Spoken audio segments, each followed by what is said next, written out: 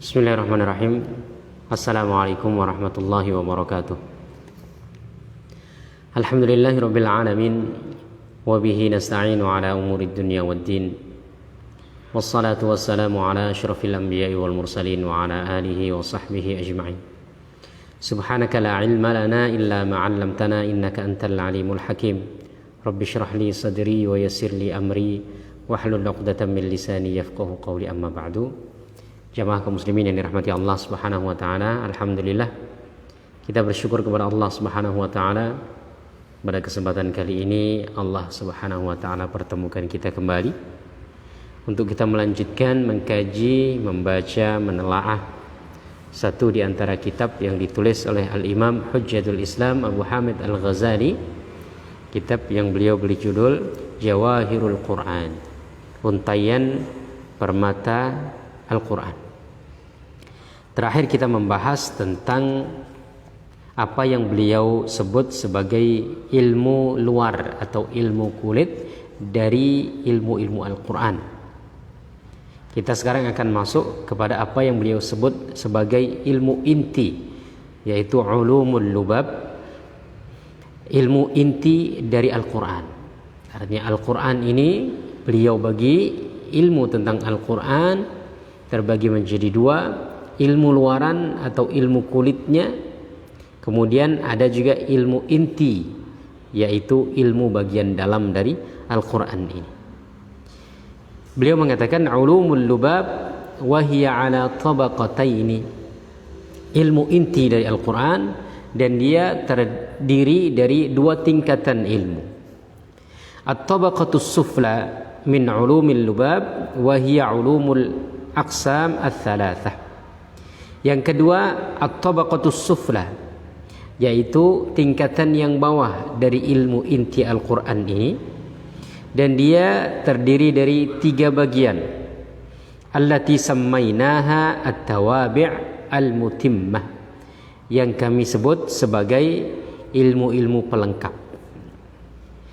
Dari bagian at-tabaqah as-sufla ini, bagian yang bawah, ya, tingkatan bawah dari ilmu inti ini, fal qismul awal, bagian yang pertama. Jadi beliau mengatakan bahwasanya ilmu Al-Quran itu ada ilmu luar, kemudian ada ilmu dalam atau ilmu inti. Ilmu inti ini terbagi menjadi dua, artinya ada dua tingkatan, tingkatan yang bawah, kemudian tingkatan yang atas. Tingkatan yang bawah ini ada tiga bagian.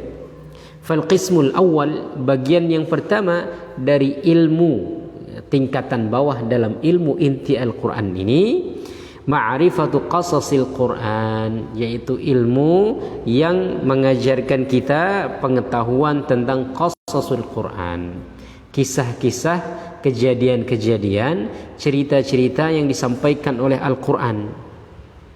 Wa ma yata'allaku bil anbiya, yang terdiri dari kisah para nabi. Wa ma yata'allaqu bil jahidin wal a'da, juga kisah-kisah yang menyangkut tentang orang-orang yang mengingkari dakwah-dakwah yang dibawa oleh para nabi, wal a'da, dan juga musuh-musuh Allah dan musuh-musuh para nabi-nabi Allah Subhanahu wa taala. Wa yatakaffalu bihadzal ilm al-qussas wal mu'adh wa ba'dul muhadditsin, orang yang bertanggung jawab, artinya orang yang banyak mengkaji ilmu tentang kisah-kisah Al-Quran ini adalah al-qussas, yaitu ahli kisah, ahli cerita. Dulu itu ada suatu profesi atau suatu orang, ya, sekelompok orang yang disebut dengan al-qussas, orang-orang yang suka memberikan kisah-kisah. Ada sebagian yang khusus ini yang berlebihan, yang mereka ini memberikan kisah-kisah yang kadang-kadang terlalu banyak ditambah-tambahin, kisah-kisah yang terlalu berlebihan begitu, ya. Sehingga Imam Ahmad itu pernah di suatu masjid, beliau duduk, kemudian beliau mendengar ada orang yang menyampaikan suatu kisah. Orang ini disebut khusus, bagian dari khusus, ya. Dia menyampaikan suatu kisah bahwasanya Imam Ahmad mengatakan ABCD, ya. Imam Ahmad kemudian mengatakan itu bukan saya, ya. Dengan kawannya Imam Ahmad kemudian keluar dari masjid itu. Karena apa? Karena orang ini membuat suatu kisah atau dongeng atau kisah cerita dari Imam Ahmad, sementara Imam Ahmad ada di situ dan Imam Ahmad sendiri tidak mengatakan itu. Artinya dari qusas ini ada orang-orang yang terlalu berlebihan dalam memberikan kisah, sehingga banyak membuat kisah-kisah baru, bahkan kadang-kadang memalsukan hadis-hadis Nabi Shallallahu Alaihi Wasallam. Tapi bahwasanya qusas ini tidak semuanya tidak baik. Ada sebagian qusas itu yang baik juga, karena konsennya adalah berbicara tentang kisah-kisah. Bisa kisah itu dari Al-Quran, bisa kisah itu dari hadis-hadis Nabi Sallallahu Alaihi Wasallam, bisa kisah itu dari riwayat-riwayat ya, yang memang dari buku-buku sejarah atau kisah-kisah umat terdahulu yang mereka dapatkan dari ilmu-ilmu yang mereka pelajari. Kemudian wal wa'ad, wa'ad ini berarti dai, orang-orang yang memberikan nasihat, mubaligh, ya kan, orang yang sering menyampaikan kajian kuliah-kuliah, ceramah-ceramah, kultum-kultum dan lain sebagainya. Wa ba'dul muhadditsin, dan orang yang banyak mengkaji ilmu tentang qasasul Quran ini juga sebagian dari ahli hadis. Ya, karena ahli hadis ini membahas tentang riwayat. Riwayat itu kebanyakan adalah tentang kisah, dan kisah yang ada dalam hadis kadang-kadang juga bersinggungan dengan kisah-kisah yang ada dalam Al-Quran, atau kadang-kadang Rasulullah SAW juga menyampaikan kisah-kisah dalam Al-Quran, kemudian beliau jelaskan dengan hadis sebagai penjelasan kisah yang kadang-kadang disebutkan secara global dalam Al-Quran. Kisah tentang penciptaan Adam dan Hawa dan lain sebagainya, itu juga dalam Al-Quran kadang-kadang disampaikan secara global. Kemudian Nabi Shallallahu Alaihi Wasallam menyebutkan agak detail, ya kan? Penyebutan nama Hawa sendiri dalam Al-Quran nggak pernah disebutkan, tapi Nabi Shallallahu Alaihi Wasallam menyebutkan dalam hadis-hadis beliau. Artinya ini kan masuk bagian dari kisah-kisah Al-Quran. Nah, sebagian dari ahli hadis mereka juga konsen membahas tentang qasasul Quran. Wa hadza ilmun la ta'ummu ilaihi al-hajah. Ilmu tentang qasasul Quran ini keperluannya tidak menyeluruh, artinya tidak semua orang membutuhkan ilmu ini. Wal qismu tsani, bagian yang kedua dari ilmu inti Al-Quran, yang ilmu itu masih tingkatan bawah ya. Huwa muhajatul kuffar, ya ilmu tentang bagaimana beradu argumen, berdebat dengan orang-orang kafir. Wa mujadalatuhum, dan jidal. Jidal ini artinya adu argumen, adu pendapat, ya, berdebat, berdialog dengan orang-orang kufar. Dan ini juga banyak disampaikan oleh Al-Quran, baik dari kisah para nabi maupun kisah-kisah orang-orang saleh, di mana para nabi ini mereka berdakwah kepada orang-orang yang ingkar, yang kadang-kadang mereka itu mencari celah untuk menjatuhkan kredibilitas ya, atau dakwah yang disampaikan oleh para nabi yang diutus oleh Allah Subhanahu wa taala. Sehingga para nabi ini memang mereka harus cerdas. Maka di antara sifat wajib bagi para nabi adalah fatanah. Selain siddiq, jujur, kemudian amanah, tabligh, fatanah. Sifat yang keempat dari para nabi, nabi itu harus fatanah, harus cerdas. Karena nabi harus berhadapan dengan orang-orang kafir, orang-orang yang menentang dakwahnya, yang kadang-kadang memberikan tuduhan-tuduhan, ya kan, memberikan pendapat-pendapat yang ingin meruntuhkan apa yang disampaikan oleh para nabi. Nah, Al-Quran juga menyebutkan bagaimana cara beradu argumen, berdebat dengan orang-orang kafir. Wa minhu yatasya'abu ilmul kalam, dari ilmu tentang perdebatan dengan orang-orang kafir ini lahirlah yang disebut dengan ilmul kalam. Ilmul kalam ini juga disebut dengan ilmu aqidah. Ilmu aqidah itu diantara penamaannya disebut ilmu kalam, ilmu usuluddin ya. Maka kalau ada kajian atau fakultas ya usuluddin, itu mereka banyak konsentrasinya tentang ilmu kalam, ilmu tentang perdebatan ya. Disebut dengan ilmu kalam karena dulu para ulama itu ketika berdebat mereka mengatakan al-kalam fi kadza kadza ya kan? Jadi pembicaraan tentang masalah iman itu seperti ini. Pembicaraan tentang masalah akhirat seperti ini. Pembicaraan tentang masalah Allah Subhanahu wa taala, zat Allah, sifat Allah, af'al Allah seperti ini. Perdebatan tentang qada dan qadar itu seperti ini. Artinya al-kalam fi kadza, fi mas'alati kadza, kadza ya. Maka disebut dengan ilmu kalam. Ya. Wa minhu yatasha'abu ilmul kalam al-maqsud li raddid dhalalat wal bid'ah. Dan ilmu kalam ini pada awalnya memang ditujukan untuk membantah pemikiran-pemikiran yang sesat dan para ahli bid'ah. Artinya orang-orang yang memiliki pemikiran-pemikiran yang menyimpang dari apa yang digariskan oleh Al-Quran dan Sunnah. Dulu banyak sekali ya aliran-aliran pemikiran yang mereka terbawa dengan hawa nafsu, sehingga mereka mengesampingkan dalil-dalil dari Al-Quran dan hadis Nabi Sallallahu Alaihi Wasallam, mendahulukan akal, mendahulukan hawa nafsu, mendahulukan fanatisme madhab. Ada Mu'tazilah, ada Jahmiyah, ya, kemudian ada juga sebagian dari Syiah, ya, ada Khawarij dan lain sebagainya. Banyak sekali aliran-aliran yang menyimpang dari yang seharusnya. Itu yang ada di dalam Islam. Ya, ada aliran-aliran kebatinan, sehingga Imam Ghazali sendiri membuat suatu kitab yang menentang tentang aliran-aliran kebatinan yang kebanyakan mereka adalah orang-orang Syiah. Ya. Kemudian yang dari luar itu juga ada, ya, dari luar Islam, ya, seperti orang-orang ateis yang dalam konteks kita sekarang ini ada orang-orang liberal, orang-orang sekuler, ya kan, orang-orang yang mencampur adukkan agama, pluralis dan lain sebagainya. Mereka ini juga harus dibantah, dan salah satu ilmu yang membantah mereka ini adalah ilmul kalam. Al-maqsud bi raddid dhalalati wal bid'ah, yang dimaksudkan untuk menolak atau membantah kesesatan-kesesatan dan bid'ah-bid'ah yang dilahirkan dari pemikiran kelompok-kelompok tertentu.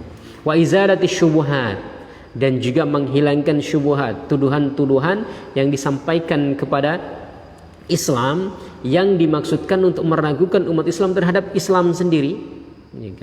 Maka ulama-ulama dari Mesir, ya, itu membuat suatu ensiklopedi besar, judulnya Mausu'atu Bayanil Islam, ensiklopedi penjelasan tentang hakikat Islam. Buku ini ditulis oleh lebih dari 100 ulama-ulama hebat, ya, dari Timur Tengah, dan dimaksudkan untuk membantah pemikiran-pemikiran, pemahaman-pemahaman yang ditujukan kepada Islam untuk membuat umat Islam diragu. Seperti contohnya kenapa Islam itu mensyariatkan jihad, ya kan? Kemudian Islam itu membolehkan poligami. Kemudian kenapa Nabi SAW itu istrinya lebih dari satu, bahkan lebih dari 4 dan lain sebagainya. Kemudian kenapa Islam melarang membolehkan poligami, sementara kalau perempuan dengan suami banyak tidak boleh, dan lain sebagainya dan lain sebagainya. Kemudian tuduhan-tuduhan yang lain juga, bagaimana Nabi Muhammad dituduh sebagai tukang sihir, Nabi Muhammad dituduh sebagai pembohong, Nabi Muhammad dianggap membuat-buat Al-Quran dan lain sebagainya. Itu semua dibantah. Nah, di sini juga ilmu kalam diantara salah satu tujuannya adalah membantah kesesatan-kesesatan dan bid'ah-bid'ah yang dilahirkan oleh aliran-aliran tertentu. Wa yatakaffalu bihil mutakallimun, orang yang concern membahas tentang ilmu kalam ini disebut dengan ahli kalam atau teolog atau ulama-ulama usuluddin. Wa hadzal ilmu qad syarahnahu ala tabaqataini, ilmu ini telah kami jelaskan dalam 2 tingkatan. Samainahu tabaqah al-qaribah minha ar-risalah al-qudsiyah, tabaqah yang dekat, tabaqah yang bawah, tingkatan yang bawah, kata Imam Ghazali, telah kami jelaskan dalam suatu kitab judulnya Ar-Risalah Al-Qudsiyah. Wa tabaqatul lati fawqaha al-iqtisad fil i'tiqad, dan tingkatan yang lebih tinggi lagi, artinya untuk orang-orang yang mungkin ya lebih expert dalam masalah ilmu kalam ini, beliau juga punya buku judulnya Al-Iqtisad fil i'tiqad. Wa maqsudu hadzal ilm hirasatu aqidatil al-awam min tashwisil mubtadi'ah.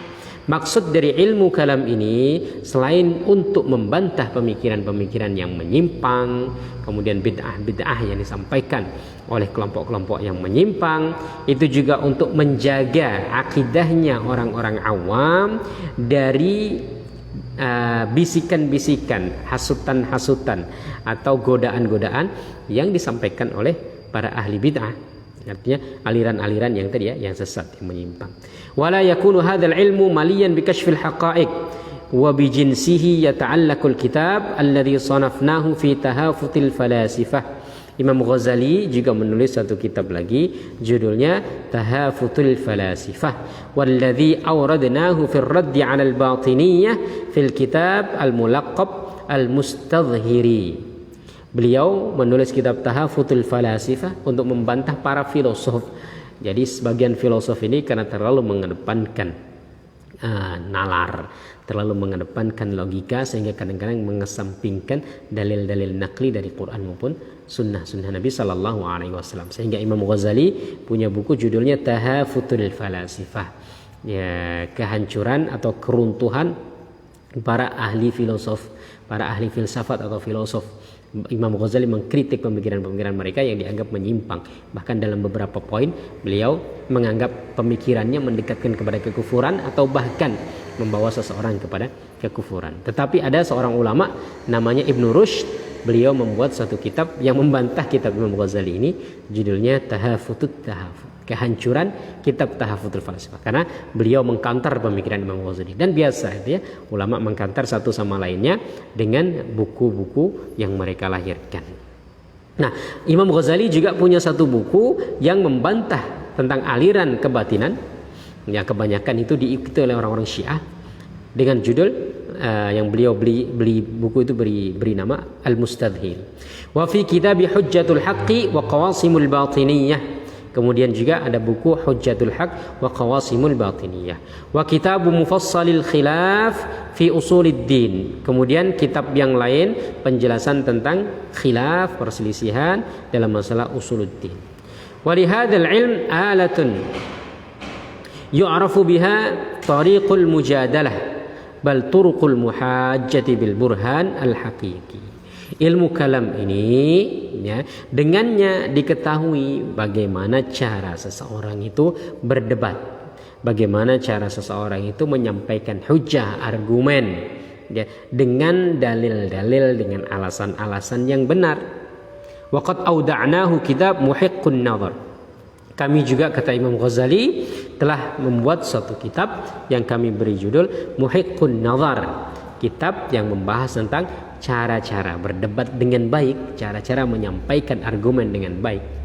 Wa kitabu Mi'yarul Ilm, ada juga kitab Mi'yarul Ilm ya, ala wajhin la yulfa mithluhu lil fuqaha wal mutakallimin. Buku ini, kata Imam Ghazali, tidak ditemukan dari para ahli fikih dan para ahli ilmu kalam.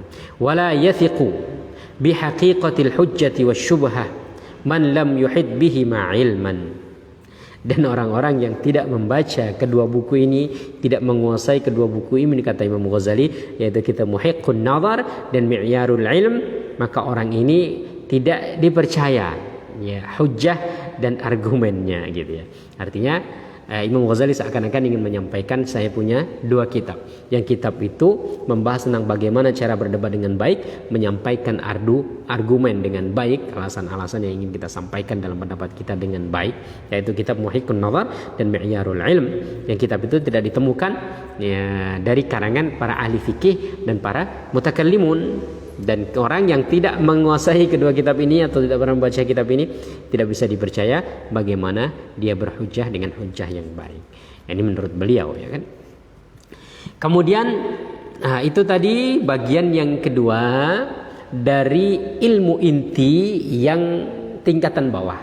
Ya kan? Ilmu inti ini, kata Imam Ghazali, dibagi menjadi dua: ilmu inti yang tingkatan bawah dan ilmu inti tingkatan atas. Ilmu inti tingkatan bawah dibagi menjadi tiga.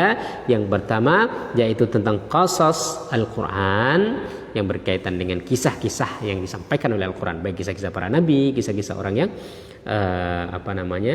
membantah para nabi atau orang-orang yang ingkar dengan dakwah para nabi. Kemudian yang kedua, ilmu tentang bagaimana cara beradu argumen, berdebat ya, berdiskusi dengan orang-orang kafir.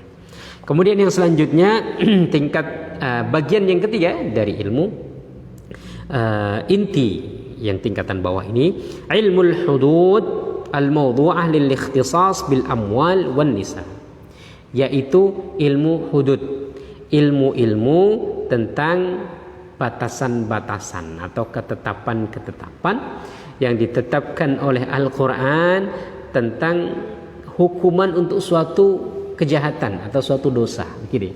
Disebut dengan ilmu hudud. Jadi had itu artinya batasan atau ketentuan.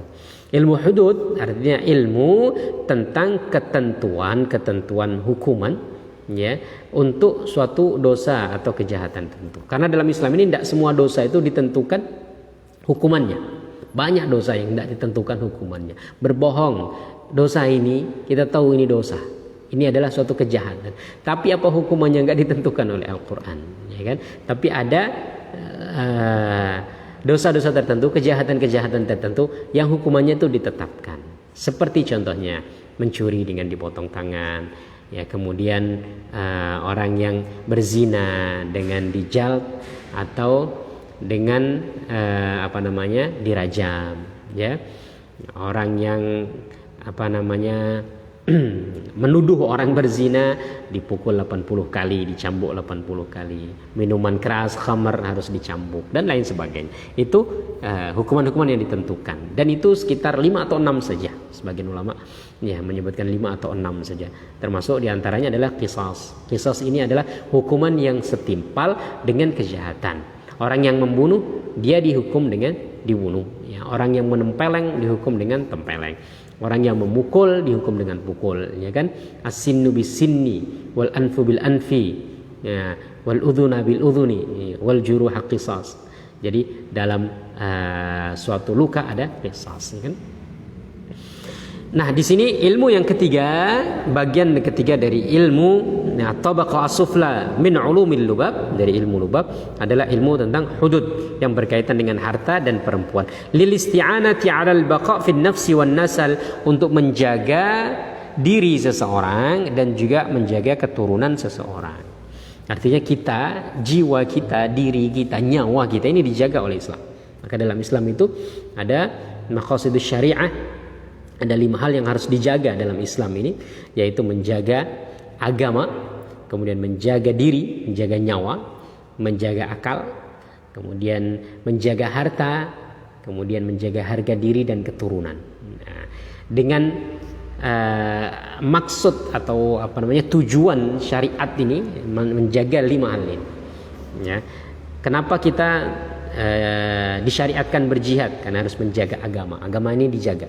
Karena kalau agama ini tidak dijaga, tidak dibela, akan dilecehkan, dibuat main-main, ya kan? Kemudian dihinakan oleh orang-orang yang tidak beragama, maka harus dijaga. Bahkan kadang-kadang disyariatkan berjihad, ya, berperang untuk menjaga agama ini. Sahabat-sahabat Rasulullah SAW dulu berjihad karena agama ini dilecehkan, agama ini dia halang-halangi untuk disebarkan kepada orang lain. Kemudian ada menjaga nyawa, tidak boleh membunuh dan tidak boleh dibunuh, tidak boleh menyakiti diri sendiri, tidak boleh menyakiti orang lain. Kemudian ada menjaga akal. Menjaga akal ini makanya diharamkan minum-minuman keras, karena minum-minuman keras itu merusak akal, merusak berpikir kita. Ya. Kemudian menjaga harta, maka dilarang mencuri, ya kan? Dilarang mengambil hak kepemilikan orang lain, merampas, menzalimi dan lain sebagainya. Kemudian yang kelima, menjaga harga diri dan keturunan. Dilarang berzina, karena dengan berzina keturunan dari kacau balau. Ya. Dilarang menuduh orang berzina, karena itu berkaitan dengan harga diri orang. Ya. Orang baik-baik dituduh tidak baik, maka itu kan harga diri orang direndahkan. Maka tidak boleh dalam Islam, sehingga di orang yang seperti itu akan dijal, dipukul 80 kali, ya kan? Karena dia menuduh orang berzina dengan tidak ada bukti. Ya, ini diantara 5 hal yang dijaga dalam agama Islam kita ini. Wa hadzal ilmu yatawallahu al-fuqaha. Ilmu hudud ini yang menjadi penanggung jawabnya, yang banyak membahas tentang ilmu ini adalah para ahli fikih, ya kan? Jadi kalau ilmu yang pertama, ilmu qasasul Al-Qur'an, itu yang banyak mengkaji adalah para qusas, para dai, kemudian sebagian dari muhaddisin. Ilmu tentang bagaimana berdebat dengan orang-orang kafir, ini yang banyak membahas adalah para teolog ahli kalam, ahli ilmu kalam, ya kan? Kemudian yang ketiga, ilmu hudud ini yang banyak membahas tentang masalah ini, banyak konsentrasi dalam kajian ini adalah para ahli fikih. Wa yashrahu al-ikhtisasat al-maliyah rubu'ul muamalat minal fiqh. Tentang harta itu seperempat dari muamalah dalam masalah fiqh. Wa yashrahul ikhtisasat bi mahallil hiratha 'anil nisa rubu'un nikah. Kemudian juga ada pembahasan tentang pernikahan yang membahas tentang kehidupan rumah tangga, ya kan? Kehidupan suami istri. Kemudian wa yashrahuz zajra an mufsidati hadhihi al-ikhtisasat rubu'ul jinayat. Kemudian ada ilmul jinayat. Jadi ada ilmul muamalah, kemudian ilmul nikah, ya, atau ahwal syakhsiyah, ini kan biasanya disebutnya begitu. Kemudian jinayat. Ini yang ketiga. Wa hadha ilmun ta'ummu ilaihi al-haja li ta'alluqihi bi salahid dunya awalan thumma bi salahil akhirah. Ilmu hudud ini ilmu yang membahas tentang muamalat, kemudian ahwal syakhsiyah, kemudian tentang jinayat. Ini ilmu yang menyeluruh, dibutuhkan oleh semua orang. Kenapa? Karena berkaitan dengan kebaikan dunia dan setelah itu juga berkaitan dengan kebaikan akhirat seseorang. Walidzalika tamayyaza sahibu hadzal ilm bimazidil ishtihar wat tawqir. Karena itu ulama-ulama yang konsentrasi dalam bagian ilmu syariat ini, ilmu hudud ini, ilmu fikih lah, itu biasanya lebih populer, lebih banyak dikenal daripada ulama-ulama dalam ilmu kalam atau daripada ulama-ulama yang membahas tentang kajian qasasul Quran, kisah-kisah Al-Quran, gitu kan? Karena apa? Karena kisah-kisah Al-Quran ini tidak banyak orang membutuhkan, ya kan? Sementara tentang fikih ini hampir semua orang membutuhkan. Maka pakar fikih, ahli fikih itu lebih banyak dikenal karena lebih dibutuhkan dalam masyarakat, ya, karena mereka membahas tentang masalah-masalah yang benar-benar dihadapi oleh masyarakat. Dan begitu juga dalam kajian-kajian keilmuan di fakultas-fakultas universitas-universitas Islam itu kebanyakan ya fakultas syariah ya gitu ya. Itu ya lebih banyak peminatnya. Dan juga ketika nanti mereka keluar itu interaksi dengan masyarakatnya lebih banyak, lebih intens karena mereka memang membahas masalah-masalah yang dihadapi oleh masyarakat. Nah, kata Imam Ghazali, walidzalika tamayyaza sahibu hadzal ilmi bimazidil ishtihar wat tawqir. Jadi ulama yang concern di bidang fikih ini, ilmu hudud ini lebih dikenal dan lebih dihargai, ya, oleh masyarakat. Wa taqdimihi ala ghairihi minal wa'adhi wal qusas, dan lebih didahulukan daripada para dai, mubaligh atau para pengkisah-pengkisah tadi, ya. Wa minal mutakallimin, dan juga daripada orang-orang ahli ilmu kalam. Ahli ilmu kalam ini enggak banyak membumi di masyarakat karena dia berbicara tentang ilmu akidah. Yang ilmu akidah itu banyak berbicara tentang hal-hal yang abstrak, tentang Allah, tentang Nabi, tentang hari kiamat, tentang kitab-kitab, tentang qada qadar, yang tidak banyak orang bersinggungan dengan masalah ini. Dan kalaupun bersinggungan, tidak banyak orang yang mampu untuk memahami secara baik, ya. Jadi untuk mampu menangkap ilmu kalam ini tidak semua orang mampu. Maka kata Imam Ghazali, ya, ahli fikih ini kebanyakan lebih didahulukan oleh masyarakat daripada dai, mubaligh atau ilmu kalam. Walidzalika ruziqa hadzal ilmu mazida bahthin wa itnabin ala qadaril hajati fihi. Karena itu ilmu ini, ilmu fikih ini pembahasannya sangat melebar dan banyak sekali dibahas oleh para ulama tergantung dengan kebutuhan tentang hal ini. Nah, hatta kathurat fihi tasanif, sehingga banyak sekali buku-buku yang membahas tentang ilmu fikih ini berjilid-jilid. Ya, berjilid-jilid, ya, bukan hanya puluhan jilid, bahkan bisa ribuan jilid ilmu tentang fikih ini yang dibahas atau yang dilahirkan oleh para ulama. Mulai dari yang rangkuman, ya, ringkasan, matan-matan, kemudian penjelasan dari matan, ya, nanti ringkasan lagi, penjelasan lagi, dan lain sebagainya. Belum nanti banyak pembahasan tentang muqaranah, ya, fikih muqaran atau fikih muqarin. Ini fikih yang membahas tentang perbedaan pendapat para ulama. La siyama fil khilafiyat minhu, terutama masalah-masalah khilafiyah ini banyak sekali. Ma'anal khilafihi qaribun, walaupun sebenarnya perbedaan antara pendapat dari para ahli fikih ini sebenarnya dekat. Artinya perbedaan ini sebenarnya dekat-dekat, tidak banyak, tidak jauh, tidak sampai mengeluarkan seseorang dari keimanan ya. Maka kita harus memahami bahwasanya dalam ilmu fikih itu ikhtilaful ulama rahmah, perbedaan pendapat oleh para ulama dalam masalah fikih ini adalah rahmat, sehingga kita bisa memilih mana yang sesuai dengan keadaan kita. Kadang-kadang kita yang di Indonesia ya kadang-kadang memakai fikih tertentu, nanti ketika kita hidup di Eropa dengan keadaan yang berbeda, nah kita bisa memilih pendapat ulama yang lain yang mungkin sesuai dengan keadaan di sana, seperti itu ya.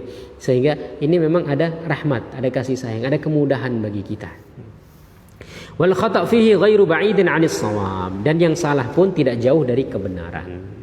Idh yaqrubu kullu mujtahidin min an yuqala lahu musib. Setiap mujtahid itu bisa dikatakan mereka itu benar.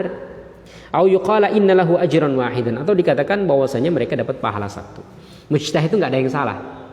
Kalau dia salah dapat, kalau dia enggak tepat maksudnya ya. Artinya mujtahid itu enggak ada yang berdosa. Kalau dia tepat pendapatnya sesuai dengan apa yang diinginkan Allah dan Rasulnya, kan, maka dia dapat pahala satu. Sementara kalau dia benar dapat pahala dua. Kayak Imam Ghazali mengatakan, "Au yuqala inna lahu ajran wahidan." Jadi seorang mujtahid itu tidak mungkin dosa. Dia dapat pahala satu kalau dia salah, dan kalau dia benar maka dia dapat pahala dua. Wali sahibihi ajrani, dan bagi orang yang shawab, orang yang benar, dia mendapatkan pahala dua. Walakin lamma 'azuma fihi al-jah wal hishmah tawaffaratid dawa'i 'ala al-ifrat fi tafri'ihi wa tash'ibihi. Karena ilmu ini membuat pengkajinya, ahlinya, ilmu fikih ini membuat ahli fikih itu dihormati oleh masyarakat tadi ya, didahulukan daripada ahli kalam, daripada mubaligh atau dai, ya kan? Maka ada sebagian ulama itu yang terdorong untuk membahas masalah-masalah fikih ini sehingga sangat berlebihan, kata Imam Ghazali. Tawaffaratid dawa'i 'ala al-ifrat fi tafri'ihi wa tash'ibihi, sehingga ada dorongan ya, kadang-kadang berlebihan dalam membahas masalah fikih ini sehingga dibuat cabang-cabang yang sangat detail, yang sangat melebar begitu ya. Ya, sehingga ifrat terlalu berlebihan fi tafri'ihi, dengan memberikan cabang dari ilmu ini, wa tash'ibihi, dan dalam membagi-bagi ilmu ini. Wa qad dhayya'na syatran salihan min al-umri fi tasnifil khilaf minhu, kata Imam Ghazali. Dan kami, Imam Ghazali mengatakan, kami menghilangkan sebagian dari usia yang baik kami untuk menulis masalah-masalah khilaf ini. Artinya kata Imam Ghazali, perselisihan, perbedaan pendapat para ulama ini tidak jauh sebenarnya. Jadi hampir-hampir betul. Semua itu nggak ada yang salah, gitu kan? Ya, yang tidak tepat pun dapat pahala satu, yang tepat dapat pahala dua, begitu. Sehingga nggak perlu terlalu berlebihan membahas masalah khilafiyah, perbedaan pendapat ini. Imam Ghazali mengatakan, kami telah menghilangkan sebagian dari usia yang produktif untuk membahas masalah-masalah khilafiyah itu tadi. Nah, seakan-akan Imam Ghazali mengatakan jangan habiskan usia kalian untuk membahas masalah-masalah khilafiyah. Dan ini juga penyakit masyarakat kita. Kebanyakan masyarakat kita ini habis energinya, habis pikirannya untuk membahas masalah-masalah khilafiyah yang dari dulu tidak habis sampai sekarang tidak selesai. Ulama-ulama sudah ratusan tahun sejak dulu untuk membahas masalah-masalah khilafiyah ini, masalah perbedaan pendapat ini, dan tidak selesai.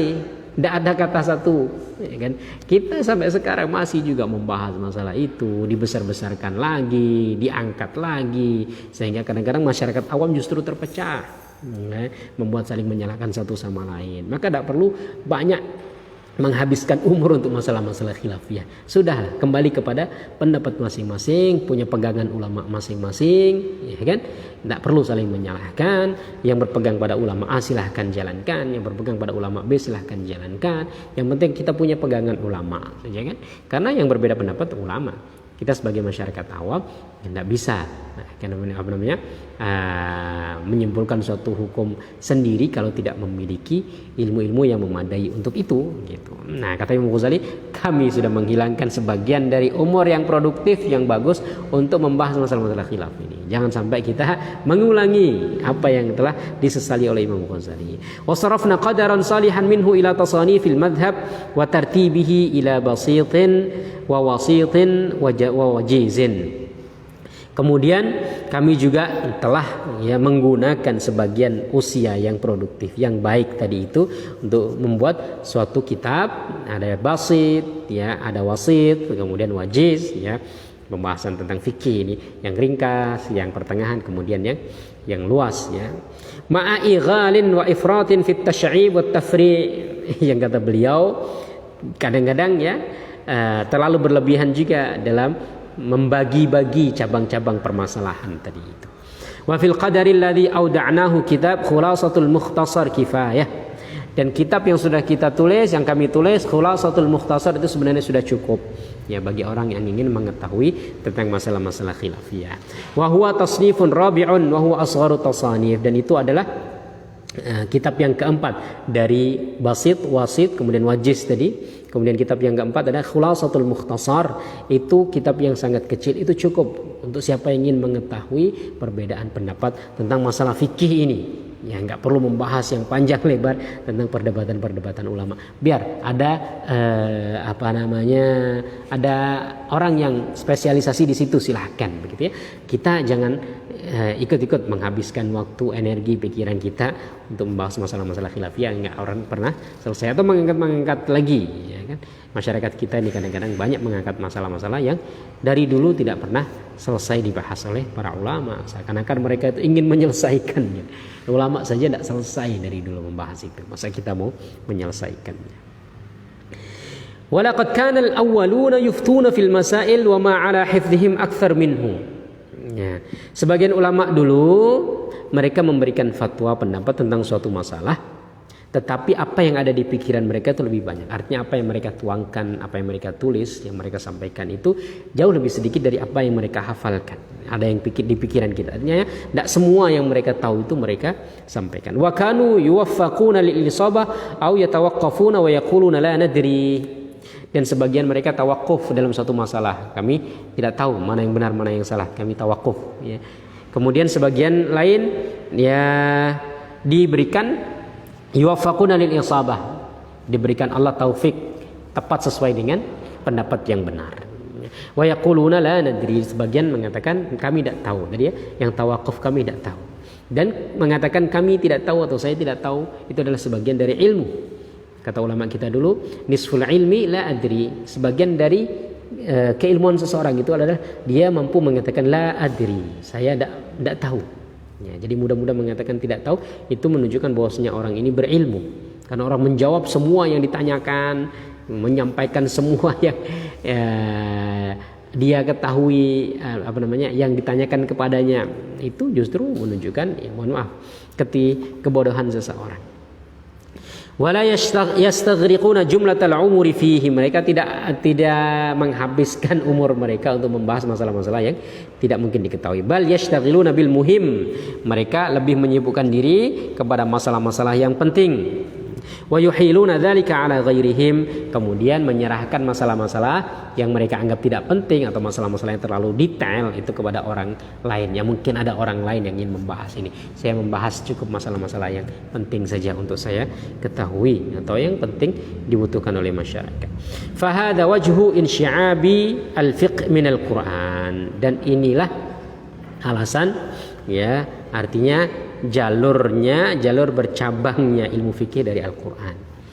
Wa yatawalladu min bainil fiqhi wal Quran wal hadits ilmun yusamma usulul fiqh, dan lahir juga dari ilmu fikih kemudian ilmu Quran dan ilmu hadis, itu ada ilmu yang disebut dengan ilmu usulul fiqh. Nah, jadi ada fikih, nah kemudian ilmu usul fiqh. Nah, ilmu usul fiqh ini adalah gabungan dari ilmu fikih, kemudian dari Al-Quran dan juga dari hadis. Nanti lahir usul fiqh. Artinya kaidah-kaidah dalam memahami masalah sehingga lahir pendapat-pendapat fikih. Wa yarji'u ila dhabti qawanin al-istidlal bil ayat wal akhbar ala ahkamis syariah. Dan ilmu usul fiqh ini adalah ilmu yang mengkaji tentang bagaimana membuat suatu kaidah. Ya, qawanin al-istidlal, kaidah untuk mengambil kesimpulan hukum dari Al-Quran, dari hadis, ya, dari pendapat-pendapat para ulama, terutama dari para sahabat tabi'in, ya kan? Ya, yang dari situlah kemudian muncul atau lahir pendapat-pendapat dalam kitab fikih. Contohnya ada satu kaidah dalam usul fikih itu ad-daruratu tubihul mahdhurat, keadaan darurat membolehkan sesuatu yang dilarang itu untuk dilakukan. Nah, ini diambil dari satu ayat Al-Quran. Famanitturra ghaira baghin wala 'adin fala itsma 'alaih. Barang siapa yang terpaksa, ya kan, darurat, dalam keadaan darurat terpaksa, ghaira baghin wala 'adin, tanpa dia menginginkan dan tidak melampaui batas, fala itsma 'alaih, maka tidak dosa baginya. Dari ayat inilah kemudian dibuat suatu kaidah usul fiqh, ad-daruratu tubihul mahdhurat. Keadaan darurat yang memaksa seseorang itu membolehkan dia untuk melakukan sesuatu yang pada awalnya diharamkan dalam Islam. Ya kan begitu. Kemudian juga ada kaidah yang lain, ad-daruratu tuqaddaru biqadariha. Keadaan darurat itu ditakar sesuai dengan kadarnya. Nah, ini juga berdasarkan dari ayat tadi, famanittura ghaira baghin wala 'adin. Jadi tidak berlebihan, ya. Karena keadaan darurat ini disesuaikan dengan kadarnya. Saya kasih contoh, seseorang dalam perjalanan di padang pasir tidak mendapatkan makanan apapun. Kalau dia tidak makan, dia akan meninggal atau dia mati. Kemudian dia menemukan ular, ya kan? Atau dia menemukan bangkai, lah kan? Bangkai. Maka dia boleh memakan bangkai itu, karena keadaan darurat mendesak dia untuk mempertahankan hidup, ya kan, mempertahankan hidupnya, maka dia boleh, karena bangkai itu pada asalnya haram. Nah, karena keadaan darurat memaksa dia, maka dia dibolehkan untuk memakan bangkai. Tetapi kebolehan dia melakukan sesuatu yang haram, memakan bangkai tadi, ditakar sesuai dengan kebutuhannya. Artinya dengan 1-2 suapan dia sudah cukup, ya, kenyang untuk melanjutkan perjalanan, maka itulah yang dibolehkan. Kalau seumpamanya dengan 1-2 suapan dia sudah cukup untuk melanjutkan perjalanan, dengan nanti perjalanan itu dia memungkinkan untuk menemukan makanan yang halal, maka kalau dia memakan sampai sehabis, ya kan, berarti sudah haram lagi, sudah tidak boleh. Dengan 3 suapan sudah cukup, dia makan 4-5 suapan sampai 10 suapan, maka yang selanjutnya itu sudah haram, tidak boleh lagi, ya. Ad-daruratu tuqaddaru biqadari. Keadaan darurat itu ditakar sesuai dengan kadarnya, jangan berlebihan, ya. Walaupun dibolehkan tapi jangan berlebihan. Nah, ini ilmu yang ketiga, yaitu ilmu hudud, atau kita anggaplah ilmu fikih.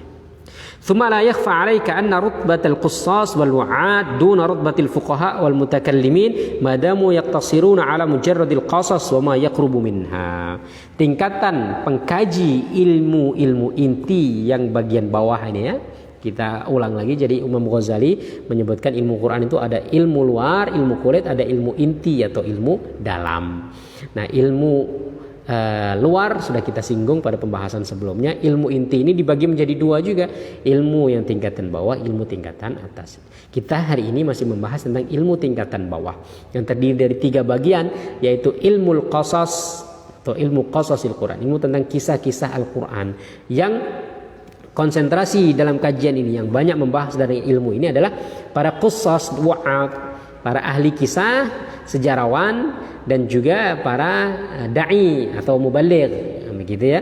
Nah, kemudian yang kedua, ilmu muhajatul kufar, ilmu berdebat dengan orang-orang kafir, dengan orang-orang ateis, dengan orang-orang yang ingin memberikan tuduhan-tuduhan terhadap Islam, syubhat-syubhat kepada Islam. Ilmu muhajatul kufar ini adalah mutakallim, ahli kalam, ahli teologi.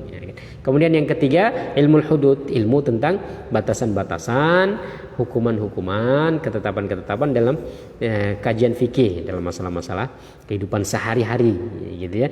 Maka yang mengkaji ini adalah para ahli fikih, gitu. Nah, tingkatan orang-orang pengkaji 3 ilmu ini, kata Imam Ghazali, "Tsumma la yakhfa 'alaika anna rutbatal qussas wal mu'ad duna rutbatil fuqaha wal mutakallimin."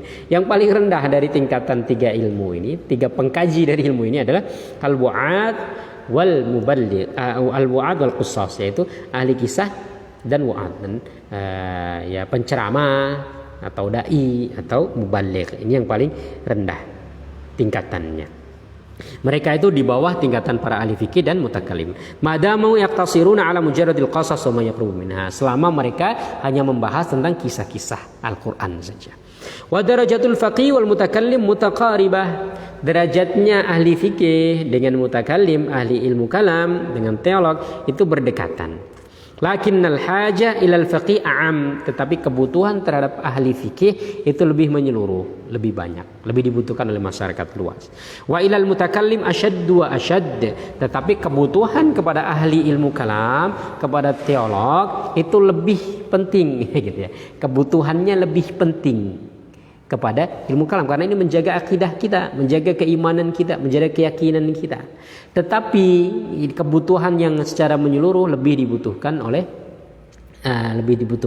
kepada para ahli fikih. Artinya masyarakat itu lebih membutuhkan ahli fikih secara luas ya. Tetapi kebutuhan asyad, kebutuhan lebih penting itu kepada mutakallim. Wa yuhtaju ila kilaihima li masalihid dunya.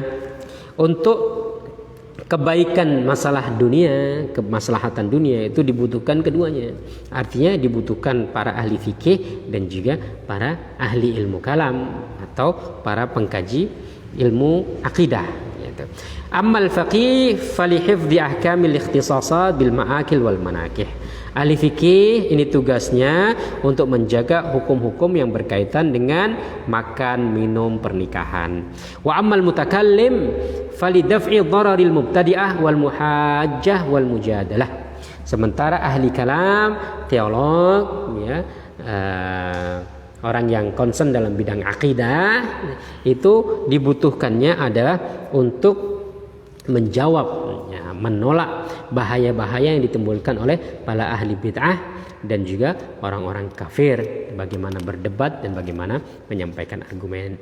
Kaila yastatira syararuhum wa la ya'umma dhararuhum, agar orang-orang yang menyebarkan pemahaman-pemahaman yang menyimpang ini ya, baik orang ateis, orang sekuler, orang liberal ya kan, orang kafir dan lain sebagainya ini, supaya keburukan mereka itu tidak menguasai kaum muslimin dan tidak menyebar kepada kaum muslimin. Fahaula'i in adafu ila sina'atihim sulukat tariq ila Allah Ta'ala biqat'i aqabatin nafs wan nuzu'i 'anid dunya wal iqbal 'ala Allah Ta'ala fa fadluhum 'ala ghairihim ka fadli syamsi 'ala al-qamar. Bagi mereka, artinya ahli kalam kemudian ahli fikih ini, kalau seumpamanya mereka mengkaji ilmu-ilmu itu ya, mengaji masalah teologi, keimanan, ilmu akidah, kemudian mengkaji tentang ilmu-ilmu fikih tadi ya. Kemudian ditambah dalam diri mereka juga mengikuti jalan kepada Allah, mensucikan hati. Jadi bukan hanya menambah ilmu dari ilmu fikih, kemudian ilmu kalam, tapi juga dibersihkan hatinya dan juga menghindarkan diri dari kecondongan-kecondongan kepada dunia, wal iqbal Allah, menghadap kepada Allah dengan sepenuh hati, maka keutamaan mereka seperti keutamaan matahari di atas bulan. Artinya keutamaan mereka itu sedemikian besar sebagaimana lebih terangnya matahari daripada bulan. Fa ini qatasaru fadarajatuhum nazilatun jiddan. Sementara kalau mereka hanya membahas masalah fikih, hanya membahas masalah akidah, sementara tidak diikuti dengan pensucian hati, maka derajat mereka akan turun, jatuh ya, akan turun sekali, kata Imam Ghazali. Fadarajatuhum nazilatun jiddan, derajat mereka akan turun ke bawah ya. Karena kalau kita berbicara tentang masalah fikih, hukum hakam, benar salah ya kan, halal haram, ini kadang-kadang agak kaku, membuat orang kaku ya kan, membuat orang itu melihat sesuatu itu hitam putih. Kalau nggak dibersihkan hati kita, kadang-kadang kalau mempelajari fikih itu kita suka menyalahkan orang karena ilmu fikih saja, tidak ada ilmu pensucian hati gitu, ya. Kayak kita bersihkan hati, bagaimana cara bertoleransi, bagaimana cara menerima perbedaan pendapat, ya kan? Bagaimana kita supaya dekat dengan Allah, ya, bahwasanya dalam ilmu kita ini kita tujukan adalah untuk membersihkan hati kita supaya dekat dengan Allah Subhanahu Wa Taala, ya kan? Nah, ini kalau nggak diasah ilmu tazkiyatun nafas ini bagi ahli fikih, maka nanti jadinya kaku, ya kan, hitam putih, sah tidak sah kan begitu, ya kan, halal haram dan lain sebagainya. Begitu juga ilmu akidah juga sama. Ilmu akidah juga kalau nggak diikuti dengan ilmu tazkiyatun nafs, pensucian hati, maka membuat orang jadi kaku dalam berpikir. Seakan-akan perbedaan pendapat dalam masalah akidah itu membuat orang kafir atau membuat orang keluar dari Islam. Padahal ada ilmu, ada masalah furu'ul akidah. Masalah akidah, keimanan itu juga ada cabang-cabangnya. Tidak semuanya itu inti, tidak semuanya usul. Ada perbedaan-perbedaan pendapat dalam masalah akidah. ya Ahlus Sunnah saja berbeda antara Asy'ari dengan Maturidi. Mereka ada perbedaan pendapat, ya. Nanti di luar itu juga ada. Bahkan antara Mu'tazilah dengan Ahlus Sunnah itu juga perbedaannya, sebagian perbedaan yang besar, sebagian perbedaan masalah-masalah kecil yang kalau orang mensucikan hati, membersihkan dirinya, insya Allah dia lapang dengan perbedaan-perbedaan pendapat, baik masalah akidah maupun masalah ibadah atau muamalah atau masalah fikih. Itu yang kata Imam Ghazali. Sehingga para ulama yang mempelajari ilmu-ilmu itu kemudian ditambah mempelajari ilmu penyucian jiwa, insya Allah derajatnya akan tinggi di mata manusia maupun di sisi Allah Subhanahu Wa Taala. Sementara kalau hanya berfokus pada masalah fikih, masalah ya ilmu kalam tadi, ya, maka derajatnya bisa jadi turun. Itu yang mungkin bisa kita kaji untuk kesempatan kali ini. Insya Allah kita akan lanjutkan pada kesempatan yang lainnya. Mudah-mudahan ada manfaatnya. Aqulu qouli hadza wa astaghfirullahal azim li wa lakum. Wassalamualaikum warahmatullahi wabarakatuh.